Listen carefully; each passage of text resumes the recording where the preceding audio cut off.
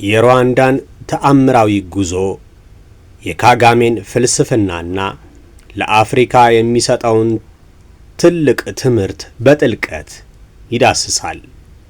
ከአመድ የተነሳችው የአፍሪካ አልማዝ ሩዋንዳ ታሪክ።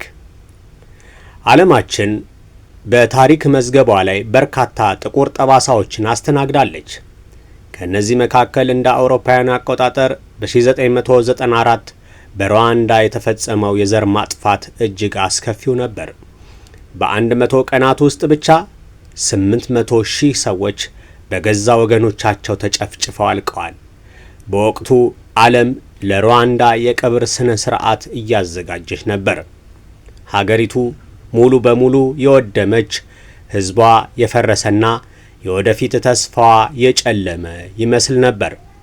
የብሔር ማጥራት፣ የዘር ማጥፋትና የብሔር የበላይነት በዓለም ላይ አዲስ አመለካከት አይደሉም።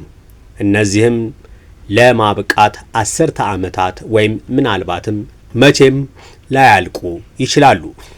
የሰው ልጆች ጤናማ አእምሮ ቢመለስ እንኳን ሰብአዊነት የደረሰበት ቁስል በተቋማት በአንድነትና በሀገሪቱ ስም ላይ የደረሰው ጉዳት እጅግ ጥልቅ ነው።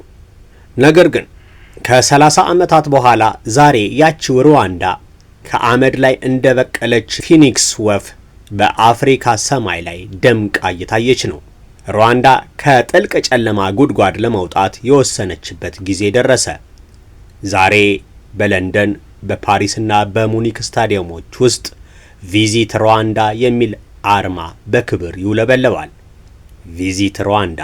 ይህ የሩዋንዳ ስትራቴጂ በአፍሪካ ደረጃ ብቻ ሳይሆን በዓለም አቀፍ ደረጃ እጅግ ዘመናዊና ደፋር የሚባል የንግድ ሥራ ማርኬቲንግ ነው። በተለይ እንደ አርሰናል፣ ፓሪስ ሴንት ጀርመን፣ ፒኤስጂ እና ባየር ሙኒክ ባሉ ትላልቅ የአውሮፓ ክለቦች ማሊያና ስቴዲየሞች ላይ ቪዚት ሩዋንዳ የሚለውን አርማ ማየት ለብዙዎች አስገራሚ ሆኗል።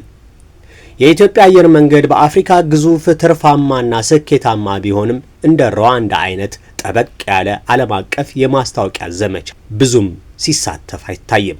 ሩዋንዳ ዘ ላንድ ኦፍ ኤ ሳውዘንድ ሂልስ በመባል የምትታወቅ ካለፈችበት አስከፊ ታሪክ ተነስታ አሁን ላይ ለአፍሪካ ተምሳሌት እየሆነች ያለች ሀገር ናት። ዛሬ ኪጋሊ የአፍሪካ ሲሊከን ቫሊ እና የንጽህና ተምሳሌት ሆናለች። ይህ እንዴት ሊሆን ቻለ? ሩዋንዳ እንዴት ከጥላቻ ወደ ፍቅር፣ ከድህነት ወደ ብልጽግና፣ ከታዛቢነት ወደ አሸናፊነት ተሸጋገረች? ዛሬ የሩዋንዳን ተአምርና ከጀርባው ያለውን ድፍረት የተሞላበት ታሪክ እንዘረዝራለን።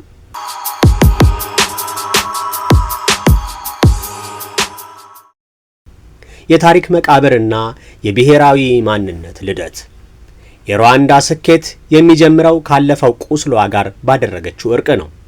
በዚህም ጠንካራ ብቃት ባለው ሁሉንም ባሳተፈ አመራርና ራዕይ ባለው አስተዳደር የሚመራው መንግስት እርምጃዎችን መጀመር ችሏል።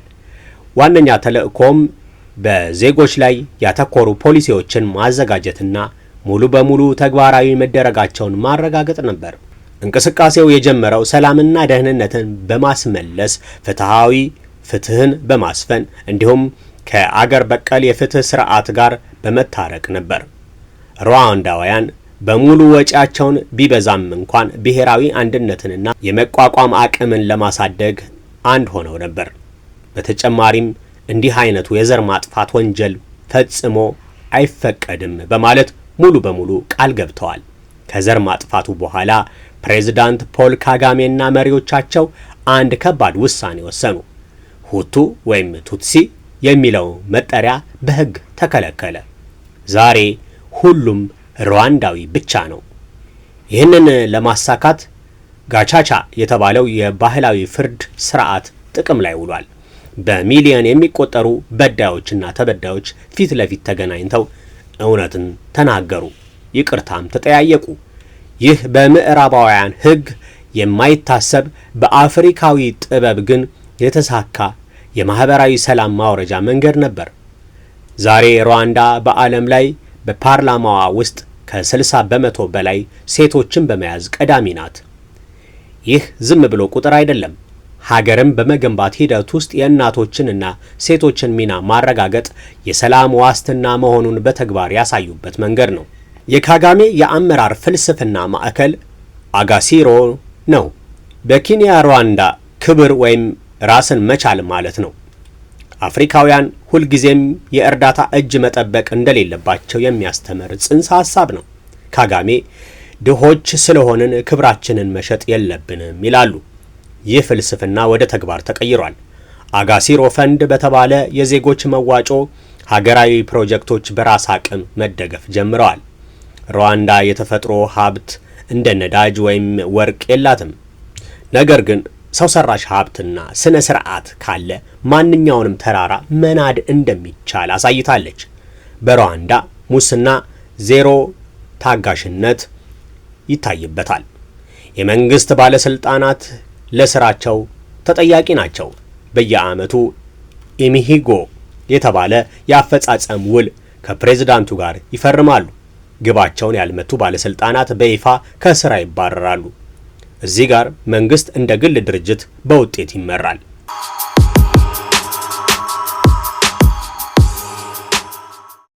ሩዋንዳ መሃል ምስራቅ አፍሪካ የምትገኝ ሲሆን ብዙ ሰዎች ሰምተውትም ላይሆን ይችላል። የየብስ ድንበሯ በሰሜን ከዩጋንዳ፣ በምስራቅ ከታንዛኒያ፣ በደቡብ ከቡሩንዲና በምዕራብ ከኮንጎ ዲሞክራቲክ ሪፐብሊክ ጋር ነው። ከ13 ሚሊዮን በላይ ህዝብ ያላት ሲሆን የጾታ ምጣኔያቸው 51.50 በመቶ ሴቶችና 48.50 በመቶ ወንዶች ሲሆኑ ወጣቶቹም 70 በመቶውን ይዛሉ። ሩዋንዳ በሀብት የበለጸገች ሲሆን በጣም ጥሩ ጥራት ያላቸው ሻይና ቡናን ታመርታለች። የሩዋንዳ ሞቃታማ የአየር ንብረትና ከባህር ወለል በላይ 1000 እስከ 4500 ሜትር ከፍታ ሻይ ለማምረት ተስማሚ ናቸው። በእሳተ ገሞራ የበለጸገው አፈር የሩዋንዳ ሻይ ልዩ ጣዕም እንዲኖረው ያደርገዋል። ሩዋንዳ የሻይ ምርቷን ከጊዜ ወደ ጊዜ እየጨመረች ሲሆን ዛሬ 40,000 ቶን በላይ ታመርታለች። ሻይ ለሩዋንዳ ዋና የኤክስፖርት ምርት ሲሆን 97.3 በመቶ የሚሆነው የሻይ ምርት በጥሬው ይላካል። በሩዋንዳ በብዛት የሚመረተው የሻይ አይነት ብላክ ሲቲሲ ሲሆን ይህም በአብዛኞቹ ጥቁር ሻይ ገበያዎች ዘንድ ተወዳጅነት ባላቸው ቅይጥ ውስጥ ለመጠቀም ተስማሚ ያደርገዋል። እንደ አረንጓዴ ሻይ፣ ነጭ ሻይ፣ ኦርቶዶክስ ሻይና ኦርጋኒክ ሻይ የመሳሰሉ ሌሎች አይነቶችም ይመረታሉ። ሩዋንዳ ወደብ የሌላት በመሆኑ ሻይ ወደ ውጭ የሚላከው በኬንያ መንቧሳ ወይም በታንዛኒያ ዳሬ ሰላም በኩል ነው። በሩዋንዳ የሚመረተው የቡና መጠን ከ20,000 እስከ 22,000 ሜትሪክ ቶን ይደርሳል። ሩዋንዳ ከፍተኛ ጥራት ያለው የአራቢካ ቡና ለማምረት ምቹ ሁኔታዎችና መሰረተ ልማት አላት። ቡናና ሻይ ለኢኮኖሚው ጠቃሚ ሲሆኑ ከ400,000 በላይ አርሶ አደሮችን ቤተሰቦቻቸውንና የግብርና ሰራተኞችን ከመደገፍ በተጨማሪ ለሩዋንዳ የኤክስፖርት ገቢ 60 በመቶና 30 በመቶ አስተዋጽኦ ያደርጋሉ። ሩዋንዳ የሌላውን ምርት ተጠቃሚ ብቻ መሆን አቁማለች። ሜዲን ሩዋንዳ በሚለው መሪ ቃል የሀገር ውስጥ ኢንዱስትሪዎቿን እያሳደገች ነው። ለምሳሌ ያገለገሉ ልብሶች ወደ ሀገር እንዳይገቡ በማድረግ የራሷን የጨርቃ ጨርቅ ፋብሪካዎች አበርክታለች። ዛሬ ቮልስዋገን መኪናዎችን በኪጋሊ እየገጠመ ለአፍሪካ ገበያ ያቀርባል። ማራፎን የተባለ የመጀመሪያው ሙሉ በሙሉ በአፍሪካ የተመረተ ስማርት ስልክ መገኛም ሩዋንዳ ናት። በቴክኖሎጂ ዘርፍ አንድ ላፕቶፕ ለአንድ ህፃን ፕሮጀክት ወጣቱን ትውልድ ገና በልጅነቱ ከዲጂታል ዓለም ጋር አስተዋውቆታል። ኢርሞቦ የተባለው ድረገጽ የመንግስት አገልግሎቶችን ፓስፖርት፣ የመሬት ሰነድ ያለ ቢሮክራሲና ያለ ሙስና በኢንተርኔት ብቻ እንዲሰጡ አድርጓል። ሩዋንዳ በአፍሪካ ንግድ ለመጀመር ቀዳሚ ሀገር ሆናለች። አንድ ድርጅት ለማስመዝገብ ከ6 ሰዓት በታች ብቻ ነው የሚፈጀው። ኪጋሊ በአፍሪካ ንጹህ ከተማ የተባለችው በአጋጣሚ አይደለም። በየወሩ መጨረሻ ቅዳሜ ኡሙጓንዳ የሚባል ቀን አለ። ከጠዋቱ 2 እስከ 5 ሰዓት እያንዳንዱ ዜጋ ፕሬዝዳንቱን ጨምሮ ወጥቶ አካባቢውን ያጸዳል፣ ዛፍ ይተክላል። ይህ ባህል ንጽህናን ብቻ ሳይሆን የማህበረሰቡን ትስስር አጠናክሯል። በተጨማሪም ፕላስቲክ ከረጢት በሀገሪቱ የተከለከለ ነው። አንዲት ሴት ቱሪስት ብቻዋን በሌሊት ኪጋሊ ውስጥ ብትዘዋወር ምንም አይነት የደህንነት ስጋት የለባትም። ፖሊሶች ሙስና አይቀበሉም፣ ጨዋዎች ናቸው። ይህ የአፍሪካ ስዊዘርላንድ የሚለውን ስም አስገኝቶላታል። ሩዋንዳ ሃይ ኢንድ ቱሪዝም ላይ ትኩረት በማድረግ የተራራ ጎሬላዎችን ለማየት የሚመጡ ቱሪስቶችን በማስተናገድ ከፍተኛ የውጭ ምንዛሪ ታገኛለች።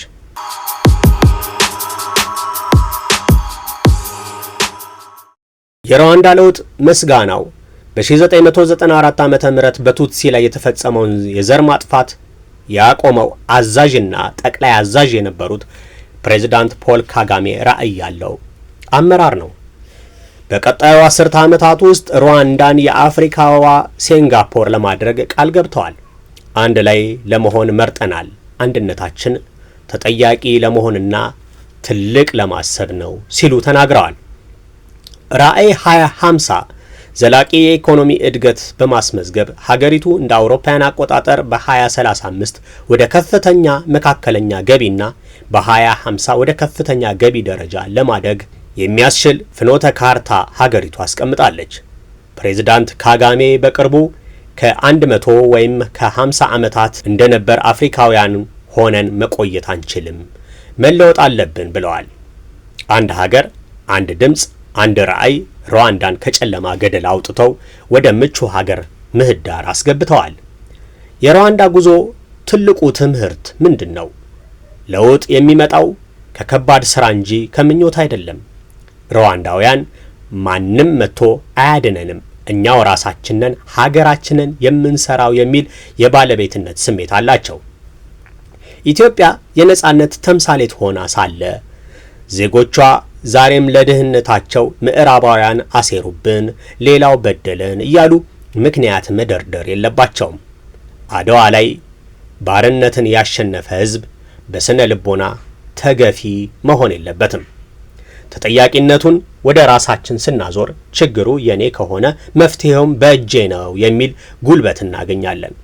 ታሪክን ማወቅ ያለብን ለሁለት ነገር ብቻ ነው፣ ትምህርት ለመውሰድና ድጋሚ እንዳይከሰት ለመከላከል እንጂ ካለፈው ቁስል ጋር እየተጣሉ ወደፊት ለመጓዝ አይደለም።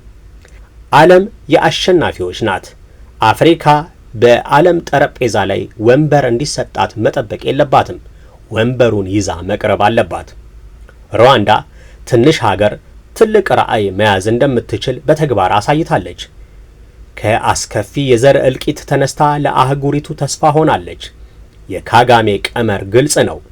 ዲሲፕሊን ሲደመር ቴክኖሎጂ ሲደመር ብሔራዊ ኩራት እኩል ይሆናል እድገት። የኛስ ምርጫ ምንድን ነው? ሁልጊዜ ተበደልን እያልን ማልቀስ ወይስ እንደ ሩዋንዳውያን ድካማችንን ወደ ጉልበት ቀይረን ለዓለም አሸናፊ ሆነን መቅረብ? ምርጫው በእጃችን ነው። ይህ ዝግጅት ከተመቻችሁ ላይክ እና ሰብስክራይብ በማድረግ የቻናላችን ቤተሰብ ይሁኑ። የሩዋንዳ ጉዞ ለኢትዮጵያ ምን ያስተምራል? አስተያየቶቻችሁንም በኮመንት መስጫው ላይ አጋሩን። አበቃን። ሰላም።